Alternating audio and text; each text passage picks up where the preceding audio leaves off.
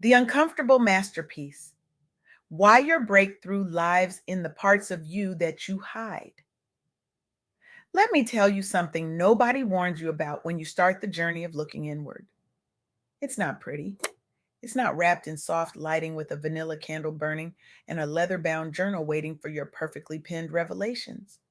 Real introspection looks more like sitting in your parked car at 2 in the afternoon, mascara running, finally admitting to yourself the thing you've been dodging for years.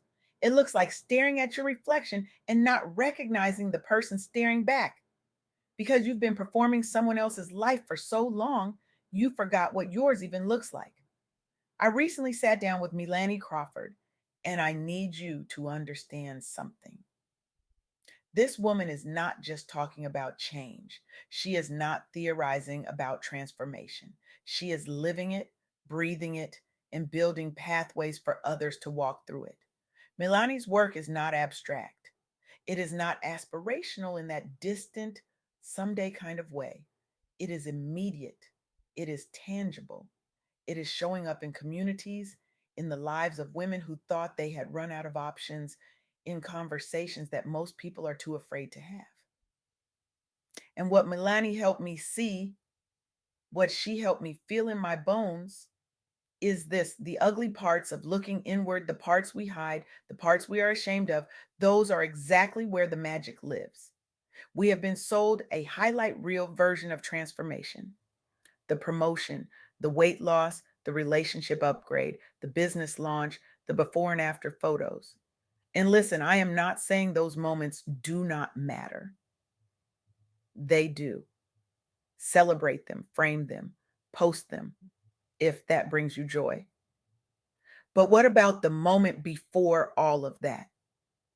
What about the moment when you are alone, sitting in the wreckage of your own honesty, and you finally admit that you have been lying to yourself, that you have been shrinking, that you have been living a version of your life that was designed by everyone except you?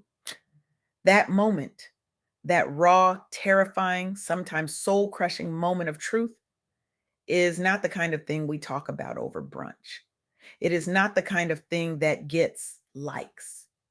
But that moment, that singular instant when you stop pretending and start seeing, is where real change begins. Introspection is not always pretty, but it is necessary for authentic growth. And I mean necessary like oxygen, like water. You cannot skip it and expect to flourish. You can try. You can keep hustling, keep performing, keep telling everyone, including yourself, that everything is fine. But eventually, the truth does not knock politely, it kicks the door down. And when it does, you have a choice. You can keep running, or you can finally stop and listen. Let me tell you about Liz Faircloth and Andres Agudeli, the founders of Invest Here. These women built a multi-million dollar real estate empire. From the outside, they had everything: success, influence, financial freedom, the kind of life that makes people stop and say, I want that. But here is what nobody saw: they were drowning. Despite all the external wins, despite the accolades and the bank accounts and the business growth, they were losing themselves. They were checking boxes but feeling empty. They were achieving milestones but questioning everything. They had climbed the mountain only to realize they had climbed the wrong one. And then they did something radical. They stopped. They looked inward. They asked themselves the hard questions: who am I beyond this business? What do I actually want? What have I been ignoring? What have I been sacrificing? And those questions, those brutally honest, uncomfortable, soul shaking questions, changed everything. They did not just rebuild their business, they rebuilt their lives. They created a community for women investors that prioritizes not just wealth, but fulfillment, not just success, but wholeness, not just the external markers of achievement, but the internal experience of peace. They turned their pain into a platform, their struggle into a solution, their breakdown into a breakthrough. But it all started with the willingness to face the ugly truth. What they had was not enough. because they had lost themselves in the process of getting it. That is the first takeaway, and it is a massive one. Facing uncomfortable truths about yourself or your situation is the first essential step to meaningful change and empowerment. You cannot heal what you will not acknowledge. You cannot change what you refuse to see. And yes, it is uncomfortable. Yes, it is hard. Yes, it might make you cry in your car or question everything you thought you knew about yourself, but it is also the only way forward. It is the only way to stop living someone else's life and start living your own. Now, let us talk about victimhood. And before you get defensive, before you shut down, hear me out. I am not talking about the very real trauma and pain that life hands us. I am not minimizing your story or your struggle. I am talking about the narrative we tell ourselves after the fact, the story we cling to because it is familiar, even when it is keeping us stuck, even when it is robbing us of our power. Living as a victim is no longer becoming of me. That is not just a statement, that is a declaration of war against your own limitations. It is saying, I refuse to let my past define my future. I refuse to let what happened to me become who I am. I refuse to stay small because staying small feels safe. And that, my friends, is terrifying because when you stop being the victim, you have to take responsibility. You have to own your choices. You have to admit that maybe, just maybe, you have been complicit in your own stuckness. You have been the one holding yourself back, not because you are weak, but because you were afraid of what it would cost you to step forward. Choosing to stop living as a victim is a radical act of self liberation. When you confront your own narrative, you reclaim your agency and rewrite your story on your own terms. And that is exactly what Meilanny did. Meilanny Crawford, the founder of Project Hygiene, did not just wake up one day and decide to change the world. She woke up and decided to change herself first. She faced her own battles with self worth, visibility, and shame. She looked at the parts of her story she wanted to hide, the parts she thought disqualified her, and she said, no, I am going to use this. I am going to turn this pain into purpose.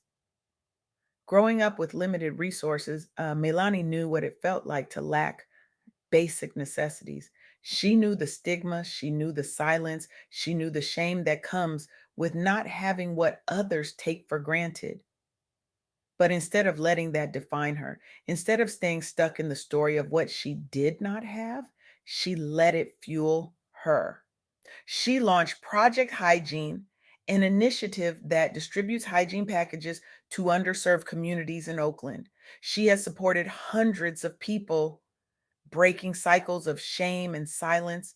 She has built partnerships with local hospitals, mobilized volunteers, and created a replicable model for grassroots impact. But here is the key: she could not do any of that until she stopped seeing herself as a victim of her circumstances and started seeing herself as the author of her own story. That shift from victim to victor, from powerless to powerful, is everything. It is the difference between surviving and thriving. It is the difference between existing and living. And it does not happen overnight. It happens in the quiet moments when you choose to tell yourself a different story, when you choose to believe that you are more than what happened to you, when you choose to stop letting your past write your future. But let us be real. You cannot do this alone, and you should not have to. Support systems and community are vital for navigating the hard parts of self reflection. You do not have to go through the ugly parts alone. Building relationships and seeking help can turn pain into power. We live in a culture that glorifies independence. Pull yourself up by your bootstraps. Figure it out on your own. Do not be a burden. Do not ask for help. But that is a lie. That is a toxic, isolating lie that keeps us stuck. The truth is, we need each other. We need people who will sit with us in the mess, who will hold space for our tears and our rage and our confusion, who will remind us who we are when we forget, who will not try to fix us but will simply witness us. Meilanny did not build Project Hygiene in a vacuum. She built it with community, with partners, with people who believed in her vision and helped her carry it forward. Liz and Andresa did not rebuild their lives alone. They leaned on each other, on mentors, on a network of women who were also doing the hard work of introspection and transformation. They created a space where vulnerability was not a weakness, but a strength, where honesty was not a risk, but a requirement. And here is something that does not get talked about enough. Introspection is not just an internal process, it is relational. It is about how we see ourselves in the context of our relationships, our communities, our world. There is a powerful story from East Java, Indonesia, that illustrates this beautifully. Researchers studied street vendors, many of them women of color, and how they confronted their self image through branding. These vendors faced internalized doubts, societal stigma, and the pressure to present themselves professionally in a competitive environment. They were battling not just economic challenges, but identity challenges.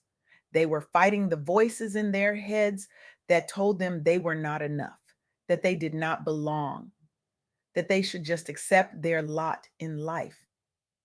But when they engaged in self reflection and used simple branding tools like logos, something shifted.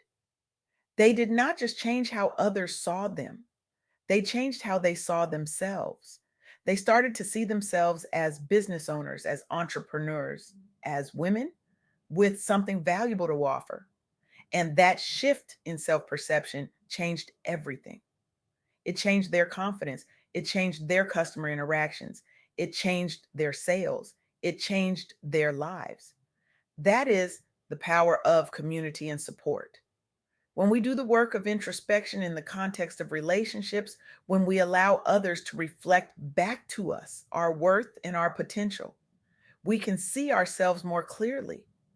We can break through the lies we have been telling ourselves. We can step into a new identity, a new way of being.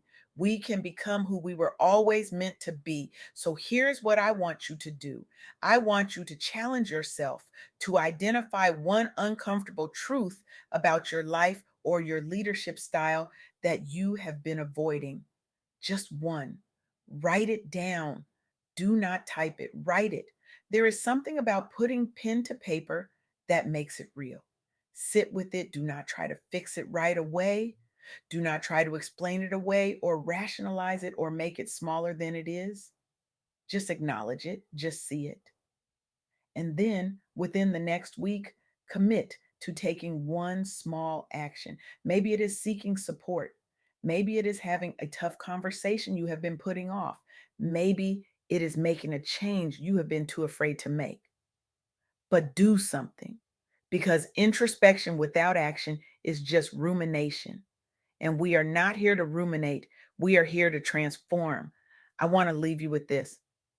The ugly truth about introspection is that it is uncomfortable, it is painful, it is messy. It will make you question everything. It will make you cry. It will make you angry. It will make you wonder if it is even worth it. But the beautiful truth is that it is also liberating, it is empowering. It is the gateway to a life that is actually yours, not the life your parents wanted for you, not the life society told you to live, not the life you settled for because you were too afraid or too tired or too convinced that this was as good as it gets. Your life, the one you were meant to live, the one that has been waiting for you to finally show up and claim it. Meilanny Crawford is living proof that when you face the ugly parts, when you stop living as a victim, when you build community and support around you, you do not just survive, you thrive, you create, you inspire, you change the world, and you change yourself in the process. So go ahead, look inward, face the ugly, embrace the discomfort, sit with the truth, Stop running, stop pretending, stop performing, because on the other side of that introspection is a version of you that has been waiting patiently, quietly, hopefully to finally be seen, and she is worth it. You are worth it. Every uncomfortable, messy, beautiful, terrifying bit of it. The world does not need another version of you that is polished and perfect and pretending. The world needs the real you, the honest you, the you that has been hiding behind the cape, behind the smile, behind the hustle. The you that is tired and scared and brave enough to finally admit it. That is the you that will change everything. That is the you that will set others free. That is the you that has been waiting for this moment. So stop waiting, start looking, start seeing, start becoming, because your breakthrough is not coming. It is already here. It is living in the parts of you that you hide, and it is time to let it out.